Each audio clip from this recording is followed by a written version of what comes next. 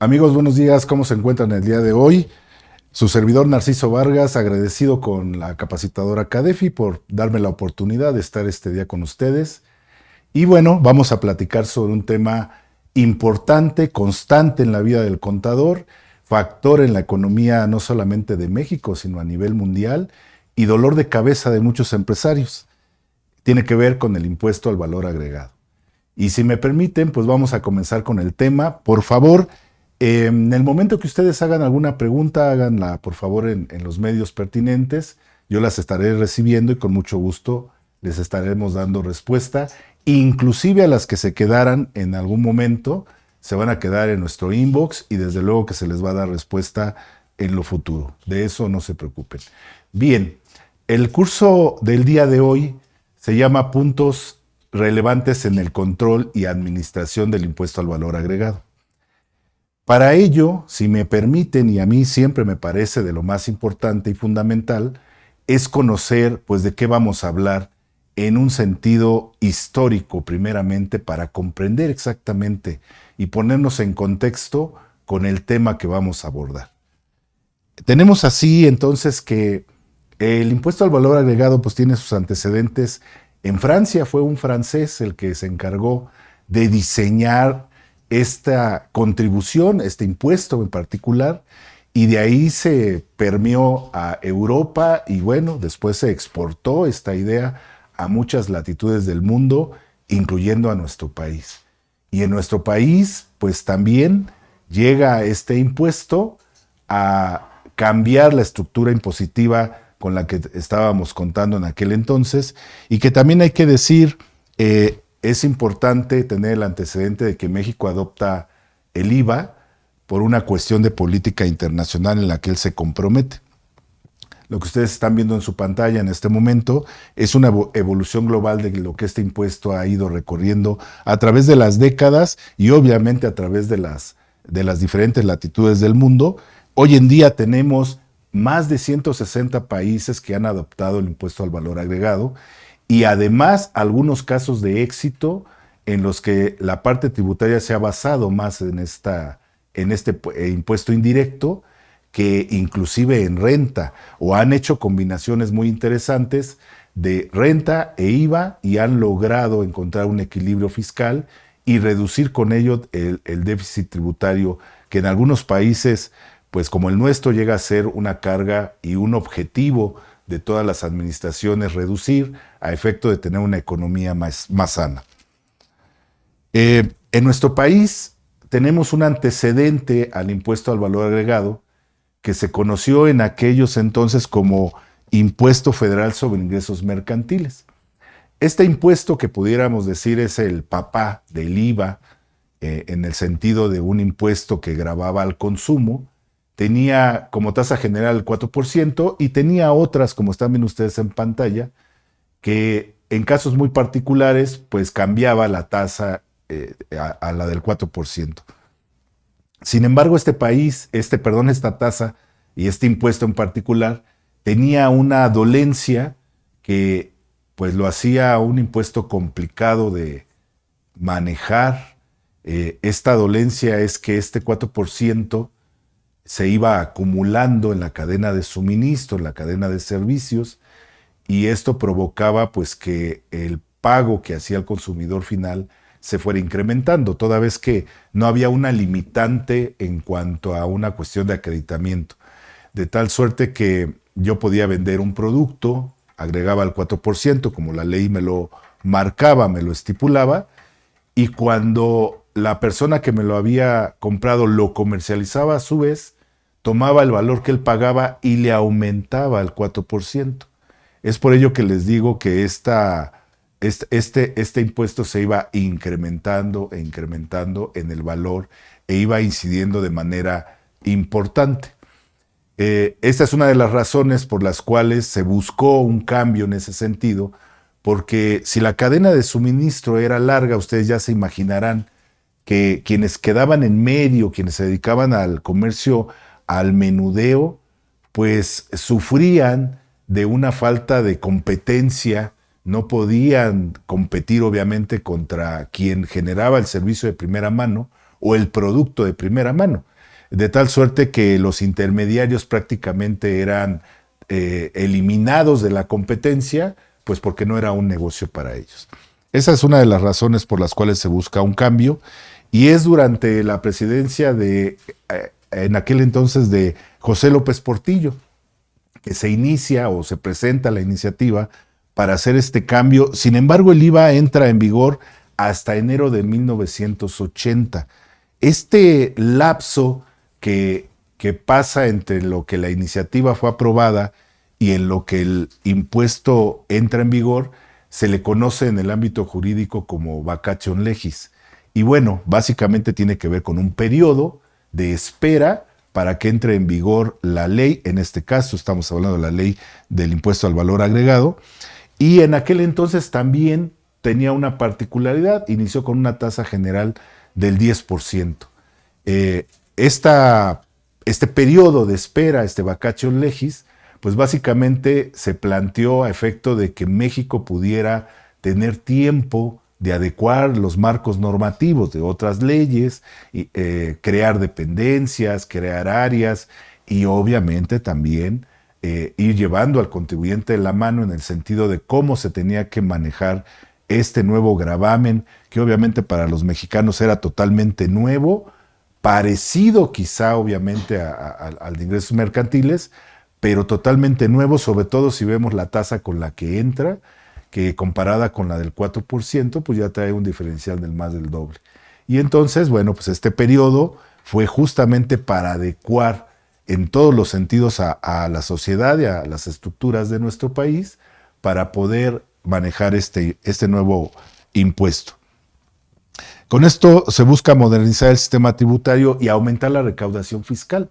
Obviamente, al manejar una tasa del 10% sobre cualquier valor que estuviera vigente en aquel entonces, pues significaba de inmediato para el gobierno mexicano tener un incremento del 6%, lo estoy comparando contra el 4%, un incremento del 6% en automático en este impuesto indirecto, y pues esto beneficiaba a las arcas nacionales, porque como bien sabemos, pues la política fiscal va de la mano con la política económica, y al tener un mayor recurso, pues esto significaba que la administración podía encauzar mayores cantidades de dineros a los proyectos que tuviera en ese entonces cada una de las dependencias o incluso de las entidades, por esta cuestión de que nuestra administración va mandando remesas a los países a los estados para que puedan funcionar.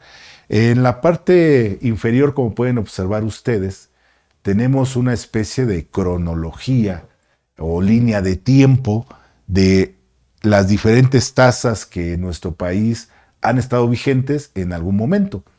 Y lo tenemos así desde la implementación con el 10% y terminamos en 2019, que no es el último movimiento importante que tenemos en materia de este impuesto, que habla de una reducción del 50%, que es, para ser más precisos, un subsidio que se otorgó en las zonas fronterizas del 50% del impuesto al valor agregado, lo cual en el porcentaje al dividirlo pues nos da el 8%, y de ahí que en el medio pues muchas veces se habla de una tasa del 8%, pero bueno, si somos técnicos y precisos, pues esa tasa del 8% realmente no existe. Lo que existe es un subsidio que afecta a la tasa general que se encuentre vigente, y que en nuestro caso es 16, y al aplicarle el 50, el porcentaje sería del 8%, y obviamente esto también mientras el decreto se encuentre vigente, porque es un decreto, tiene la misma calidad y la misma fuerza que una ley, pero el decreto pudiera ser modificado en algún momento por el mismo ejecutivo que lo promulgó, ¿sí? Como ustedes pueden ver, tenemos ahí diferentes tasas de IVA, del 15, regresa al 10, tuvimos una del 12 también. Actualmente tenemos la tasa del 16% como tasa general, y una tasa del 0% que entró en escena en 1995, que justo hace unos días recordábamos el evento del temblor en México, y a una década de aquel entonces se implementa la tasa del 0%, y lo menciono ¿por qué? Porque tiene un sentido social también la implementación de esta tasa del 0%, social por un lado y económico por el otro, al gravar a ciertos productos o servicios con esta tasa del 0%, pues la percepción del consumidor es que paga un poquito menos comparados con otros productos que tienen esta tasa del 16, perdón. Y entonces, obviamente que ahí hay un enfoque social cuando hablamos de medicina, servicios médicos, ciertos alimentos. Y en la cuestión económica, pues se deja de recaudar esta parte por beneficiar a algunas minorías. En estricto sentido, esta es la razón y el argumento de por qué entra en vigencia esta tasa del 0%. Y como ya mencioné, también hay algunos actos o actividades que se encuentran grabados, o mejor dicho, exentos de la tasa o del IVA en general, ¿no? Bien, en 2010, solo para terminar con este tema, tenemos la homologación de tasas. Y bueno, esto que ahora les presento a ustedes en pantalla y que es muy importante para el análisis que hacemos de este impuesto, pues es el marco normativo, iniciando obviamente en primera instancia con la estructura de la ley del IVA, sin olvidar que obviamente la ley del IVA se desprende en principio de la Constitución, en aquella fracción cuarta del artículo 31 que menciona que es obligación de todos los mexicanos contribuir al gasto público, etcétera, etcétera, y de ahí emanan todas las leyes de corte tributario, esta una de ellas a nivel federal, que es la ley del IVA. Lo que están viendo ustedes ahí es la estructura de la ley del IVA. Sin embargo, pues obviamente no termina ahí el tema. Aquí está el reglamento, creo que me lo pasé muy rápido, el reglamento a esta misma ley, que si bien es cierto, no tiene el mismo peso de la ley, porque no corre este proceso legislativo que marca la Constitución Política de los Estados Unidos de México, tiene sí desde luego es un auxiliar de la ley en el sentido de cubrir ciertas cuestiones que quizá no fueron explicadas a detalle en la propia ley. Esta facultad reglamentaria que es del Ejecutivo también la encontramos en la Constitución, y es él quien se encarga de reglamentar cada una de las leyes que se sancionan. En el caso de la ley del IVA, pues tenemos su propio reglamento. Sin embargo, también tenemos que observar muy de cerca pues lo que los tribunales, la Suprema Corte de Justicia, el Tribunal Federal de Justicia Administrativa en particular, pues cada uno de ellos va dictando en los asuntos en los que tienen que resolver controversias entre la autoridad y el contribuyente. Es importante porque es una fuente de derecho, así lo tenemos también tipificado dentro del esquema normativo, y al ser una fuente de derecho, pues siempre es importante estar pendiente de las tesis que se van publicando, cómo es que los juzgadores van dirimiendo las diferencias, sobre todo cómo van interpretando el texto de ley que se encuentra vigente, porque muchas veces pues queda ambiguo algún tema, no queda preciso, y luego entonces el juzgador, pues obviamente en esta labor tan importante que tiene, pues lo que hace es emitir un criterio, una opinión, resolviendo un asunto en particular, pero que obviamente es de interés público, sobre todo cuando estas tesis se convierten en jurisprudencia, que ahí, haciendo la acotación de forma paralela con lo que estoy platicando, hay que recordar que las jurisprudencias son obviamente fuentes de derecho, tienen que ser observadas cuando estamos frente a un órgano jurisdiccional y que se tienen que acatar o se tienen que observar, se les tiene que dar efecto a partir del punto en que la jurisprudencia se emitió hacia los órganos de abajo. Si es en el Tribunal Federal de Justicia Administrativa, pues será de ahí hacia abajo, significa que la Corte no tiene obligación de observarla.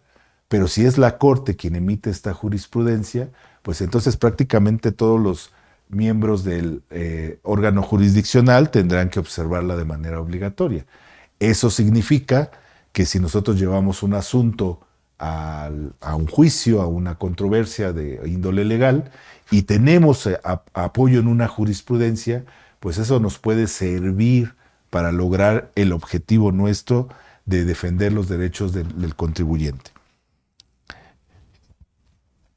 Pero bueno, no todo termina ahí. A pesar de que ya vimos que tenemos que observar la ley, conocerla, analizarla, verificar lo que el reglamento pudiera indicar en su momento y estar pendiente, como dije, de las tesis, de las jurisprudencias, pues también tenemos que observar esto que se llama criterios normativos. Los criterios normativos están muy lejos de ser una fuente de derecho, pero sí son una guía de cómo la autoridad está observando ciertas conductas o ciertas circunstancias que ocurren. Obviamente, desde la aplicación o la interpretación y la práctica que el contribuyente tiene, de tal suerte que este criterio normativo pues nos va a ayudar mucho para ver en dónde pudiera tener alguna salvedad la interpretación y luego la implementación que queremos hacer nosotros de algún dispositivo legal, inclusive de alguna conducta que no esté en ley, porque llega a pasar. Hay que recordar que el derecho pues muchas veces no previó todos los supuestos y pues se tendrá que actualizar. Y se actualiza ¿cómo? Pues una vez que observó la conducta, en este caso del contribuyente, y luego rehace, recalibra a través del proceso legislativo esta modificación de leyes o nuevas leyes y contempla estos nuevos supuestos que no tenía contemplados.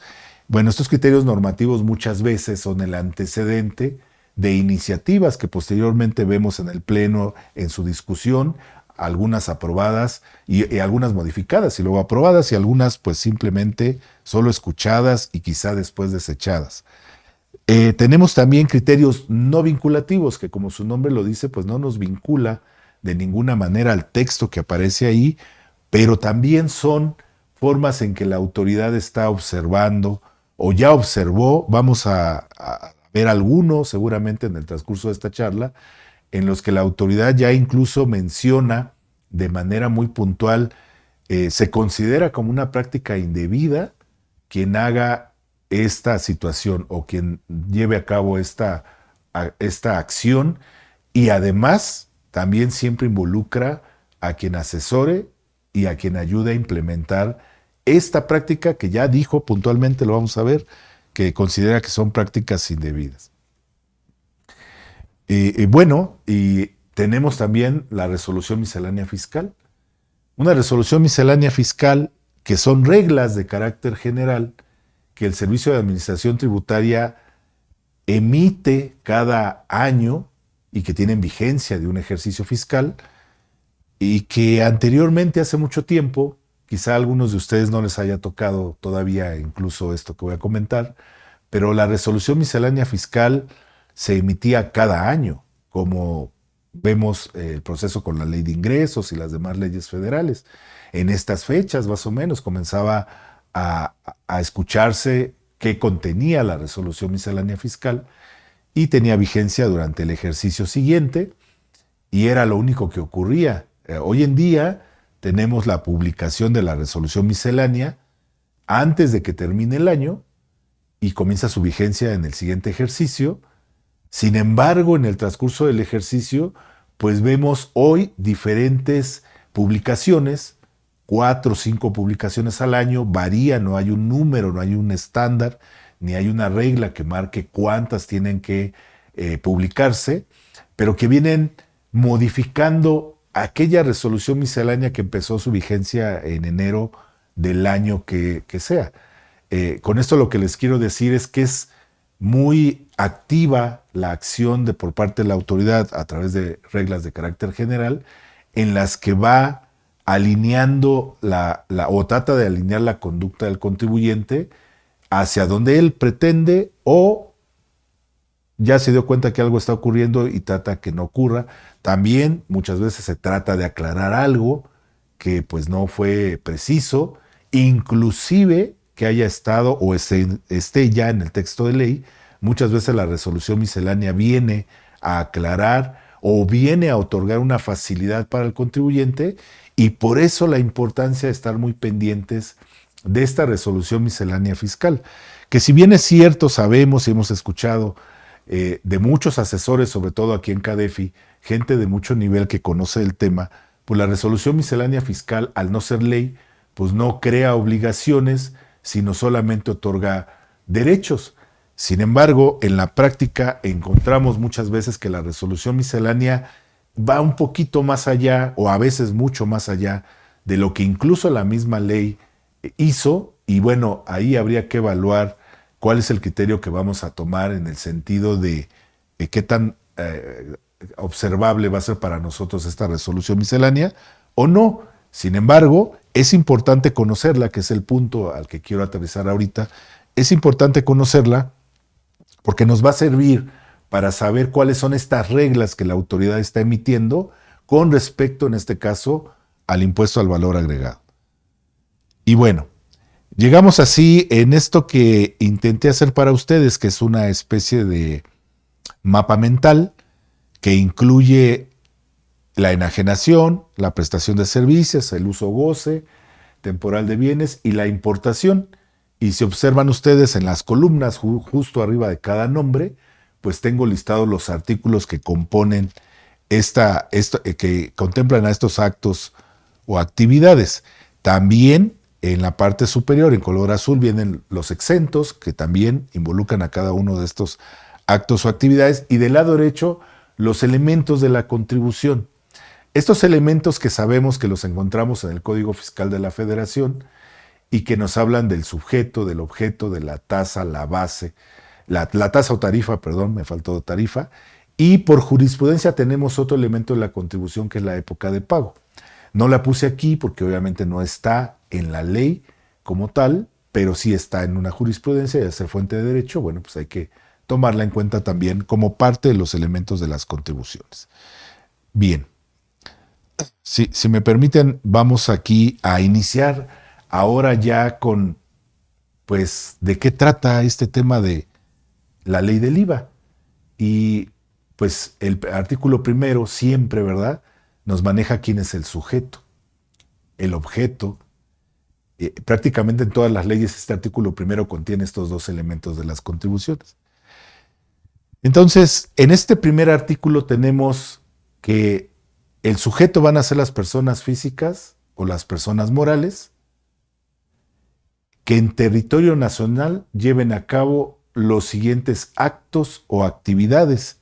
Literalmente así lo dice nuestra legislación. Es interesante ver cómo, a diferencia de renta, aquí no habla de residentes, sino habla de quien lleve a cabo en territorio nacional, es decir, aquí nos está situando en un lugar en particular, que lleve a cabo estos actos o actividades que va a listar a continuación. Aquí hay que detenernos un momento solo para precisar que cuando hablamos de una actividad debemos de entender aquello que de manera recurrente el contribuyente hace, su modus vivendus, podríamos decir, ¿sí?, su actividad económica preponderante. Esta sería una actividad, y un acto sería algo que es esporádico, que no es continuo, obviamente, que es de una vez, quizá dos, lleguen a ocurrir.